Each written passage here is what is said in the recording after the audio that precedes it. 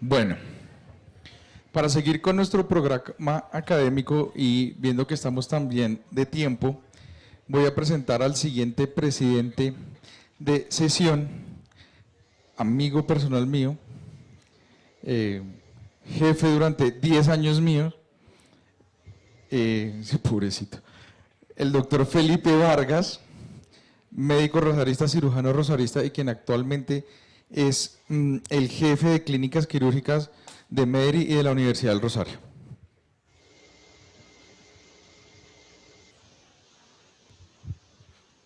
Gracias, Alejandro. Entonces, vamos a comenzar con la sesión de hernia ventral.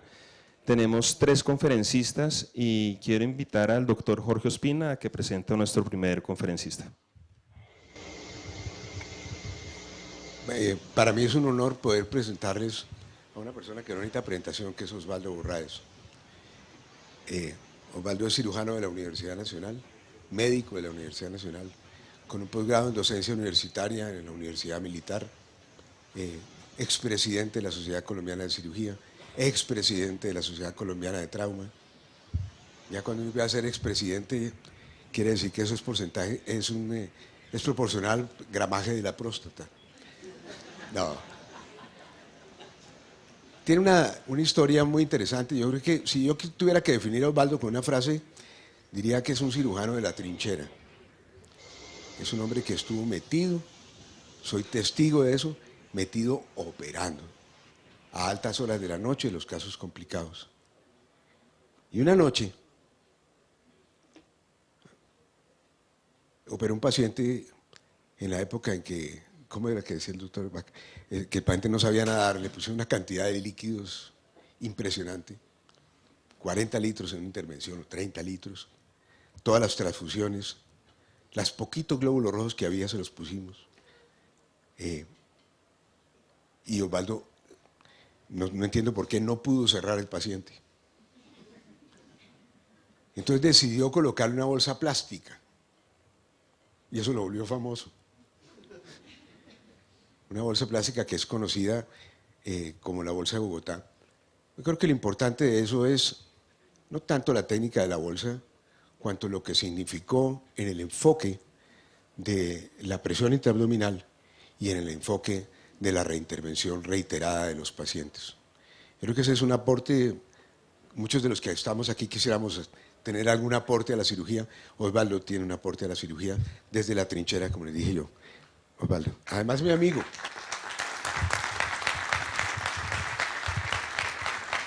Muchas gracias, Jorge. Muchas gracias.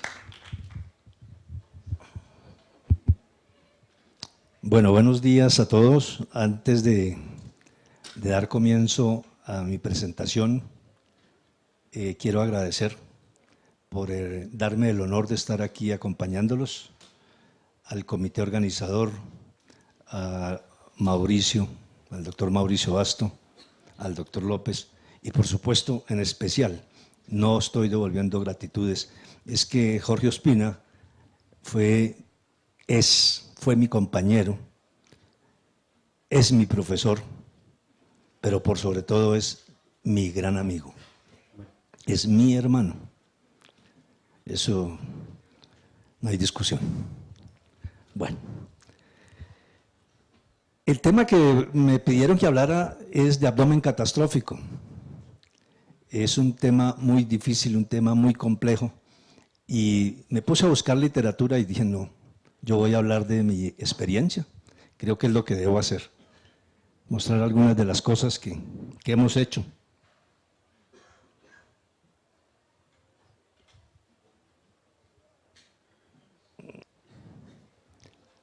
No tengo ningún conflicto de interés alguno para hablar sobre estos temas.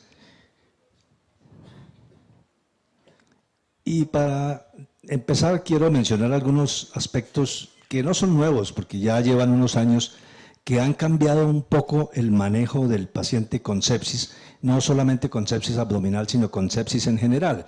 La sepsis, una disfunción orgánica que pone en riesgo la vida de los pacientes a consecuencia de una desregulada respuesta del huésped a la infección. Y esto ha sido progresivo. Empezamos con el síndrome de respuesta sistémica, posteriormente vinieron otras clasificaciones y actualmente estamos utilizando esta que es el SOFA. La importancia del SOFA empezó a ser o se basa en un puntaje de estos sistemas, 7 sistemas, de los cuales 4 requieren una prueba en la sangre.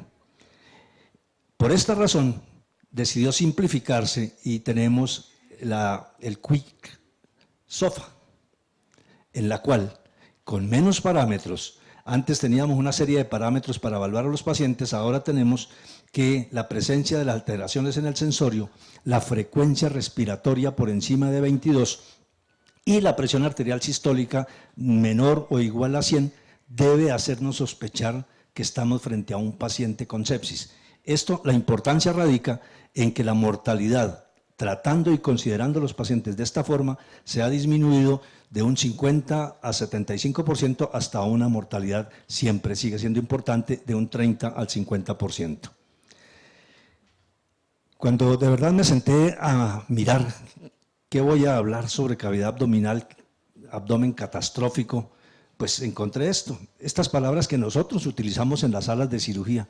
No, qué tragedión en que estoy metido yo, qué desastre, qué calamidad, qué drama, no solo para el paciente, para uno enfrentándose a este tipo de pacientes. Y empecé a mirar mis archivos, mis diapositivas, y ustedes encuentran pacientes como el de la esquina superior, es que si le...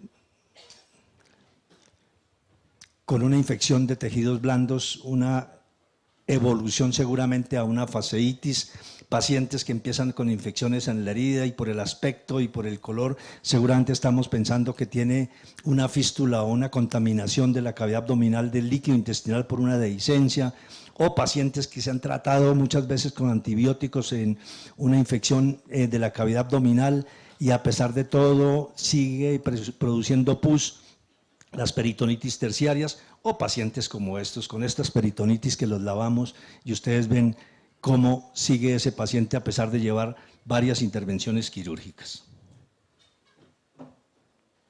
O estos pacientes, uno dice aquí, ¿por dónde empiezo? ¿Qué le voy a resecar a este paciente? Eso es de verdad una catástrofe abdominal tanto para uno como para el otro.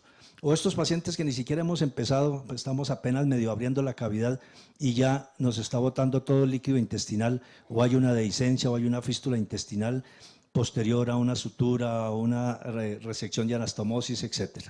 Son de verdad catástrofes. O un poco más avanzados, como veíamos en algunas de las presentaciones anteriores, los procesos crónicos, las fístulas intestinales que producen, pero que desesperan no solo a los pacientes, sino a nosotros cada vez que nos llega la consulta. Vemos si le hemos puesto un cuerpo extraño, una prótesis, una malla, etcétera. ¿Qué está pasando con este paciente? Y el paciente presionándolo a uno, y uno tiene que entender estos pacientes, los problemas familiares, laborales, etcétera, que van como secuela de su problema médico. O estas patologías que por fortuna ya se operan poco, pero cuando se operan terminamos con frecuencia en este estado de cosas. Un abdomen abierto, lávelo porque hizo una infección, más infección, etcétera, etcétera. Y tanto para el paciente como para uno es de verdad una catástrofe abdominal. O en trauma, como tantas veces tuvimos que vivirlo. Yo ya no estoy haciendo trauma, yo hace unos 4 años no hago urgencias, o por lo menos urgencias traumáticas, donde podemos observar que tenemos que quitar un segmento de hígado importante, o empaquetarlo, o hacer un control de daños, porque tiene, además de todas las lesiones intestinales, seguramente lesiones en el retroperitoneo, y entre ellas una lesión vascular con un paciente en shock, que dice, ¿yo qué le hago a este paciente? Lo que tenemos que hacer, y todos lo sabemos, es salirnos lo más rápidamente posible de este paciente para recuperarlo fisiológicamente en la unidad de cuidado intensivo y posteriormente ya regresar a la sala de cirugía. Pero eso en ese momento para uno es catastrófico. O estos pacientes que uno los opera por primera vez y encuentra una serie de parches de varias lesiones que uno dice, ¿qué le hago a este paciente? Porque pueden evolucionar a estados como estos, o los encontramos ya así, que eso es otro tragedio. pacientes con hernias, bien sea encarceladas en una hernia ventral o en una hernia de la región inguinal, podemos encontrar estos daños tan severos en un paciente que lo comprometen sistémicamente, además de otros factores, su edad, otras enfermedades concomitantes, etc. Voy a comentarles este caso, un caso de un niñito de 9 años, un caso de hace 8 días justamente. Un niño de 9 años que llega con un abdomen agudo a nuestro Hospital San Blas. Se interpreta que tiene un abdomen agudo, pero no se puede precisar qué es. Se remite al Hospital Santa Clara, allí es donde yo tengo el contacto a través del cirujano, lo opera el doctor Valero, y encuentra un volvulus del sigmoide. Un volvulus del sigmoide en un niño de 9 años que lesionó o arrastró todo el meso y produjo una necrosis intestinal masiva. Esto ya es 48 horas después, porque me comentó y le dije, mire, déjelo quieto, si no está perforado, déjelo quieto, ábralo en 24 o 48 horas y revisa qué ha recuperado el intestino para que empiece a resecar. A las 48 horas tenía este compromiso intestinal, algo había recuperado, el sigmoide había recuperado, le quedaron más o menos unos 80 centímetros del ilion y 10 centímetros, 80 del yeyuno y 10 centímetros del ilion terminal. Ahí va ese paciente, pero es una tragedia, de verdad, es la que tiene uno que enfrentar en este caso. Falla intestinal, un tema que estamos hablando en los últimos años, cuya fisiopatología se basa, puede ser una enfermedad extensa de la mucosa intestinal. La presencia de fístulas intestinales conducen a esta patología denominada falla intestinal en los últimos años. La dismotilidad intestinal, la obstrucción intestinal mecánica, el intestino corto, como seguramente va a presentar este paciente no solo en estos días, un paciente soportado con 4 inotrópicos, soporte ventilatorio, etcétera, y además todo lo que le viene seguramente en los años posteriores por un intestino corto. La hipertensión abdominal, que a veces, aún en el siglo XXI, todavía a algunas personas se nos puede olvidar, que evoluciona hasta un síndrome compartimental abdominal con todas las características y alteraciones que se presenta en toda la economía del ser humano. Colapso cardiovascular, falla respiratoria, falla renal, falla multiorgánica, y si no actuamos, seguramente este paciente se nos va a morir. Recordarles cómo medimos la presión intraabdominal, es un signo vital, más sobre todo en los pacientes críticos en las unidades de cuidado intensivo.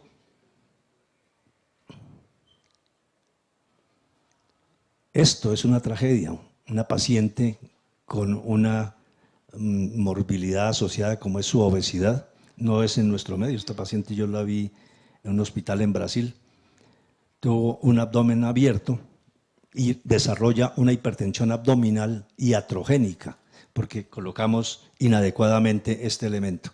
Para recordarles cómo debemos colocar este elemento.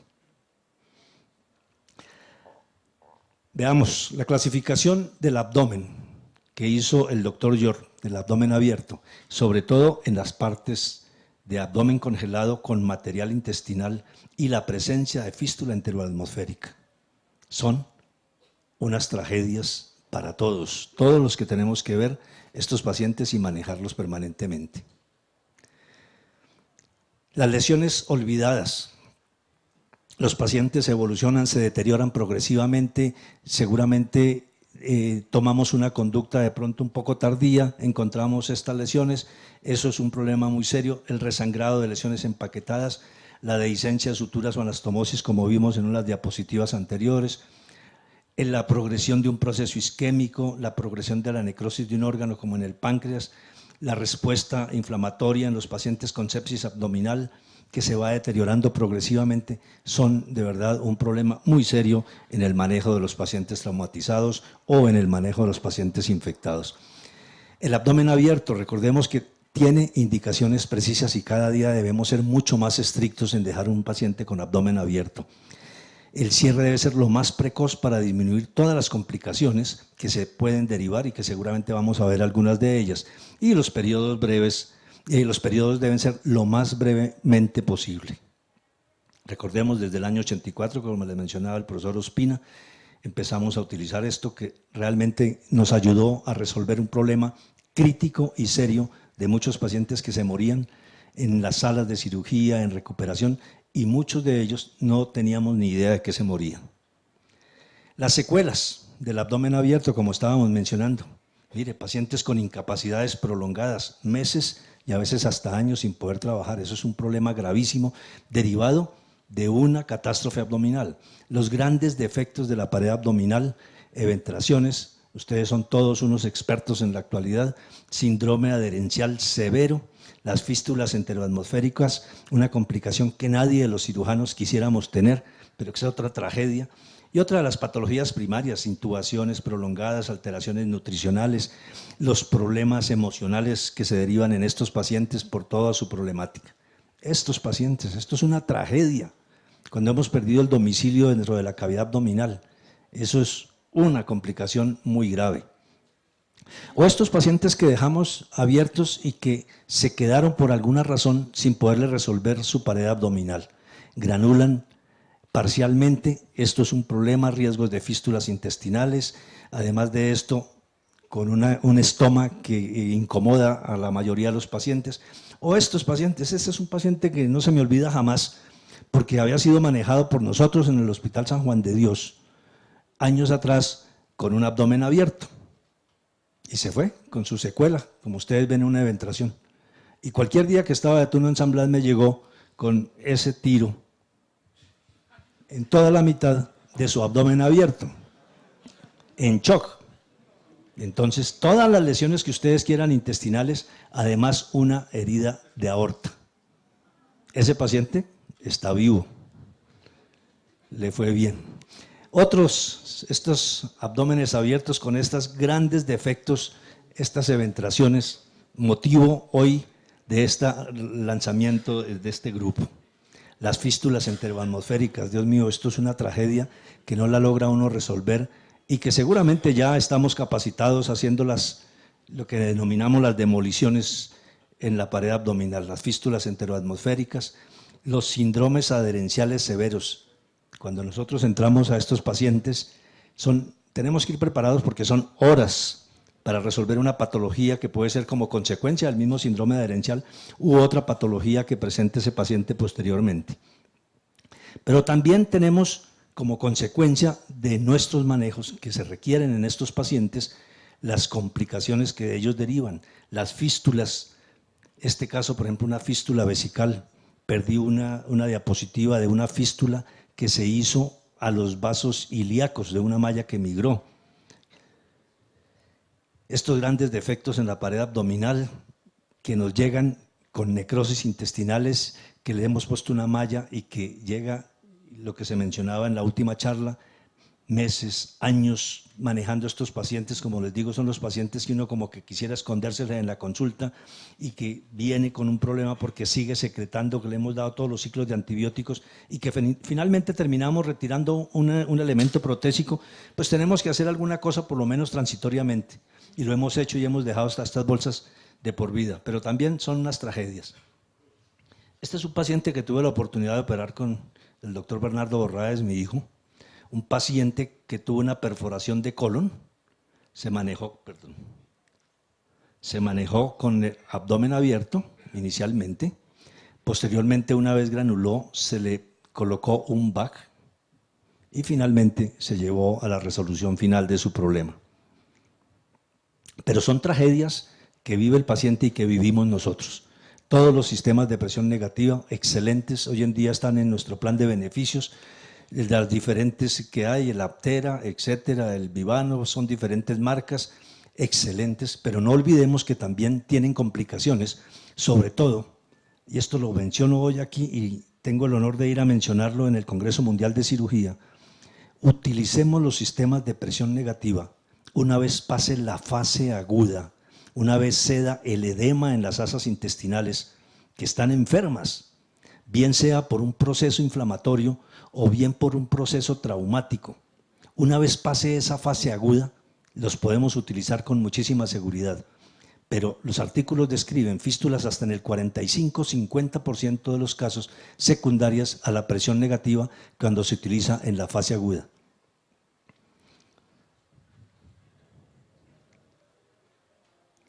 Bueno, cerremos la pared abdominal y ayudémosle a estos pacientes a que no estén frente a estas catástrofes abdominales. Cuando se resuelva la patología que originó dejar este paciente en esa condición, cuando no haya una respuesta inflamatoria, que no haya edema de asas ni hipertensión abdominal, cuando hemos revisado los órganos si están viables, u otros cuando las anastomosis vasculares están permeables. Cerremos esos pacientes lo más precozmente y le hacemos un bien y nosotros también estamos tranquilos. Pero tengamos en cuenta todo lo que se mencionó del paciente, el estado nutricional, el estado fisiológico, su estado anímico. Todo esto es un factor importante. La charla del doctor Bermúdez me pareció muy interesante, que hay que tenerla en cuenta para estos pacientes justamente. El tiempo transcurrido entre la cirugía inicial y la opción del cierre definitivo dependerá de varios factores: la patología inicial que nos obligó a dejarlos abiertos, su resolución y la presencia o no de complicaciones. Entonces el tiempo será variable, pero tratemos de que sea lo más brevemente posible. El cierre definitivo de la pared abdominal, tenemos todas las posibilidades, las suturas, expansores, injertos, colgajos, incisiones aponeuróticas, separación de componentes, las plastias aponeuróticas, la toxina botulínica. Cada vez que yo hablo de toxina botulínica me acuerdo de mi alumno, de mi compañero y de mi profesor Gabriel González, que está por aquí también, porque él me enseñó muchísimas cosas de pared abdominal. La utilización de los elementos protésicos, que ustedes saben mucho más porque tienen muchísima más experiencia. El neumoperitoneo, yo de verdad que con tantos neumoperitoneos que hice, y tengo que mostrar una foto con una jeringa de vidrio, pero es lo que tengo. Porque uno deja como de tomar fotos después de un tiempo en los pacientes. Los neumoperitoneos en muchos de los pacientes, y posteriormente el cierre de la cavidad abdominal. El cierre de la cavidad abdominal de estos pacientes, ustedes saben, yo soy juicioso con las mallas, las sé poner, las coloco, pero soy cuidadoso y la verdad trato de ser muy estricto en su utilización. A veces los pacientes los cierro sin colocar estos elementos, me va bien. Y esto debo mencionarles algo aquí. Ustedes ven este paciente con ese síndrome adherencial importante ya en sus asas, selladas, pero la pared está completamente suelta. Eso es una de las bondades de la segunda bolsa que yo empecé a colocar desde el año 94 por debajo del peritoneo, por debajo de la pared, perdón, por encima de las vísceras, porque no se adhieren las vísceras a la pared abdominal, y esto va a facilitar el cierre cuando uno tiene una eventación, cualquier defecto en la pared, no tiene que meterse con las asas intestinales. Eso es lo que ha hecho, por ejemplo, muy seguramente que se puedan abordar laparoscópicamente muchísimos de estos problemas. Los cierres de estos grandes defectos también, colocamos las mallas cuando se requieren, pero también estos son otras catástrofes para los pacientes. Pacientes que le hemos colocado estos elementos protésicos y por desgracia se sobreinfectan o no son tolerados en el organismo y empiezan a expulsarlos absolutamente por todas partes. Fístula, porque está impregnada de líquido intestinal, se reproducen estos defectos. Esto es una tragedia para ese paciente y para uno como cirujano cuando está enfrentándolos cada día a ellos. Las fístulas intestinales como consecuencia de estos elementos protésicos, lo que les mencionaba, eso es otra tragedia, ya habíamos visto esto. El abdomen catastrófico, seguiremos viendo infecciones que involucran las prótesis herniarias. El conocimiento de las características físicas y químicas de estos elementos es vital. Me gustó esa frase de 40 millones de una malla biológica en la caneca de la basura. Está mi amigo y mi compañero Guillermo Villa, que tuvimos que quitar una malla biológica de 40 millones de pesos que hizo una fístula gástrica. ¿Recuerda ese paciente ensamblado, Guillermo? Bueno, el buen criterio para conservarlas y retirar una malla después de que hagamos todo, como nos mencionaba el doctor López en su excelente exposición sobre los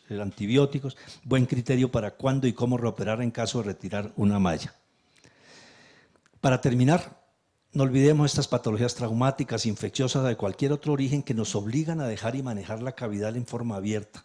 Debemos ser cuidadosos, estrictos en su manejo, en forma racional, con seguimiento crítico. Debemos resolver este manejo lo más precozmente posible para minimizar las posibles complicaciones. Siempre esto será un desafío para nosotros enfrentar este tipo de pacientes. Las secuelas del manejo de algunos de ellos nos llevan a otro desafío que estamos viviendo en las últimas décadas. Debemos ser cautelosos con su manejo, utilizando la tecnología disponible, no solo para el abordaje de la cavidad, sino con la utilización de los elementos requeridos en su corrección. Cada día hemos aprendido más, pero igualmente debemos ser prudentes. Por ejemplo, ese es el otro aspecto que tenemos en la actualidad, las demoliciones intestinales. También tenemos que ser cuidadosos porque muchos pacientes se nos quedan con intestinos cortos con unas secuelas importantes. Y no olvidemos que somos un equipo multidisciplinario para el manejo integral del paciente, cualquiera que sea, pero sobre todo para aquellos pacientes con un abdomen catastrófico. Muchísimas gracias.